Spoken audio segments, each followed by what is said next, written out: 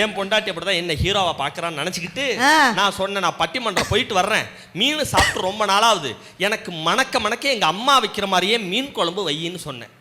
நீ என்ன பிரமாதம், உங்க அம்மா வைக்கிறாங்க, அதை விட டாப்பா வைக்கிறேன், நீங்க போயிட்டு வாங்கன்னா.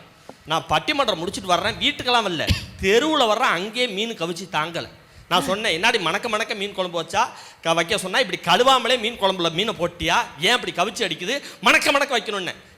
சாரி தப்பா வச்சுட்டேன், இன்னைக்கு ஒரு நாள் நீங்க பட்டிமன்றம் போயிட்டு வாங்க, 2000 ரூபாய்க்கு விலை கூடுவா வாங்கி நானே மணக்க மீன் குழம்பு வைக்கிறேன்னு சொன்னா நடுவரில். அதே சந்தோஷத்துல பட்டிமன்றத்தில் போய் உட்காந்து எனக்கு பூரா மீன் சிந்தனை தான்.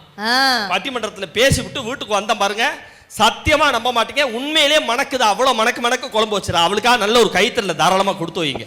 ஒரே நல்ல புருஷனை பேச்ச கேட்டு ஹீரோவா மதிச்சு மணக்க மீன் குழம்பு வச்சிருக்கியே, எப்படி வச்சேன்னு கேட்டேன். சரி, மீன் குழம்ப ஆக்கி இறக்கி கீழே வச்சுட்டு துணிக்கு போடுற கம்ஃபோர்ட் 1/2 லிட்டர் அதுல ஊத்தி விட்டேன் அப்படிங்கிறாளே.